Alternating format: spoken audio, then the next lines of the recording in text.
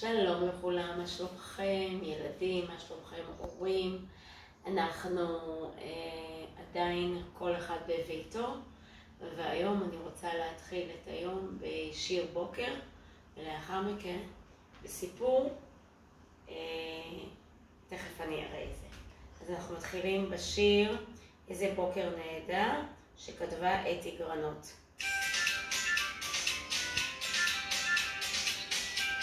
הילדים מכירים ועכשיו אתם תלמדו.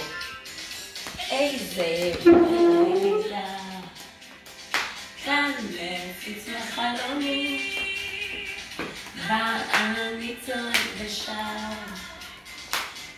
גני גני שלי, ואני צועק ושר גני גני שלי. עוצרים ו...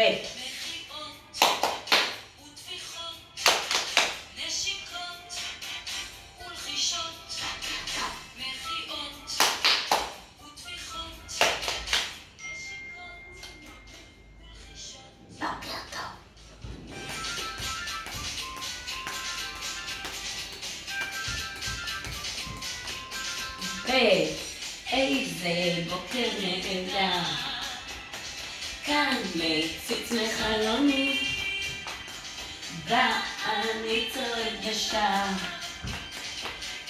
גני גני שלי, ואני צועק ושר גני גני שלי.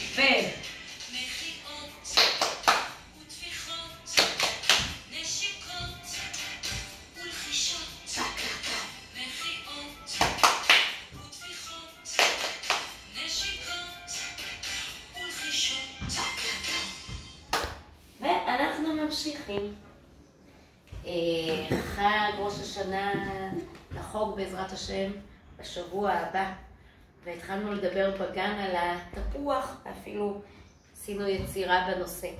אז היום אני מקריאה לכם את הסיפור של העכבר והתפוח שכתב סטיבן באטלר ותרגמה מאנגלית נורית זרחי. העכבר והתפוח. יום אחד ראה עכבר תפוח בשל ונחמד על עץ התפוח. תפוח אדום ונוצץ שנראה עסיסי מאוד. חיכה העכבר לתפוח שיפול. עברה תרנגולת. קוט קוט קוט, שלום עכבר, מה אתה עושה? אני מחכה לתפוח שיפול, אמר עכבר. זה רעיון, אמרה תרנגולת, אחכה גם אני איתך. חיכו עכבר ותרנגולת לתפוח שיפול. עבר אבז, גה גה גה, שלום עכבר, שלום תרנגולת, מה אתם עושים? מחכים לתפוח שיפול, אמרה תרנגולת. תפוחים זה מה שאני הכי אוהב, אמר אבז בגרגרנות. גה גה גה, אחכה גם אני איתכם. חיכו עכבר, תרנגולת ואבז שהתפוח ייפול. עברה עז, מה, שלום עכבר, שלום תרנגולת, שלום אבז, מה אתם עושים? אנחנו מחכים לתפוח שיפול, אמר אבז. תפוחים זה מה שאני הכי אוהבת, אמרה עז בזללנות. אחכה גם אני איתכם. חיכו עכבר, תרנגולת, אבז ועז שהתפוח ייפול. עברה פרה, מו, שלום עכבר, שלום תרנגולת, שלום אבז, שלום עז, מה אתם עושים, מו? אנחנו מחכים לתפוח שיפול, אמרה עז. בדיוק חשבתי על תפוחים, אמרה פרה, מלקקת את שפתיה. אחכה גם אני איתכם. חיכו עכבר, תרנגולת, אבז, עז, פרה, כולם לתפוח שיפול. הם חיכו וחיכו וחיכו. עכבר חיכה בסבלנות, אבל לפרה, לעז, לאבז, לתרנגולת, לא הייתה סבלנות. הם חשבו, מה אפשר לעשות שהתפוח ייפול? מה אתם חושבים יעשו? בואו נראה. אני אתרומם לצמרת, צמרת זה המקום הכי גבוה של העץ. ואפיל אותו, אמרה תרנגולת, ורצה קדימה, ונופפת בכנפיה, אבל בופס, והיא נכשלה ונפלה על המקום. אז היא הצליחה? לא הצליחה.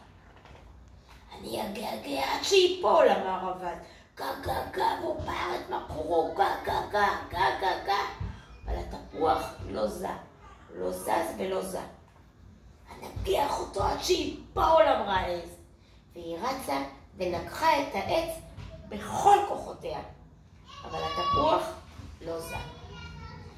יש לי רעיון, אמרה פרה. מה אתם חושבים היה הרעיון של הפרה? והיא נטרה מעלה ומטה על כל 4 קלפיה. העץ רעד והתפוח התחיל להתנדנד. כולם לנטר, קרא פרה, מנטרת מעלה ומטה. עז נטרה מעלה ומטה. אבז ניטר מעלה ומטה. תרנגולת נטרה מעלה ומטה. העץ רעד והתפוח התנדנד. אבל התפוח בכל זאת לא נפל. בינתיים חיכה עכבר בסבלנות.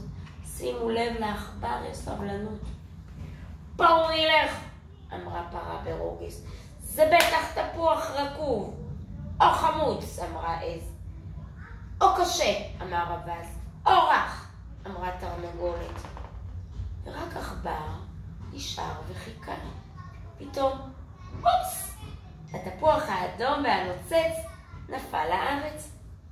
הוא לא היה רקוב, או חמוץ, או רך. זה היה התפוח הכי פיצוחי, הכי מתוק, הכי עסיסי, שעכבר טעם אי פעם בעולם. זה היה סיפור על העכבר והתפוח. יום טוב לכולם.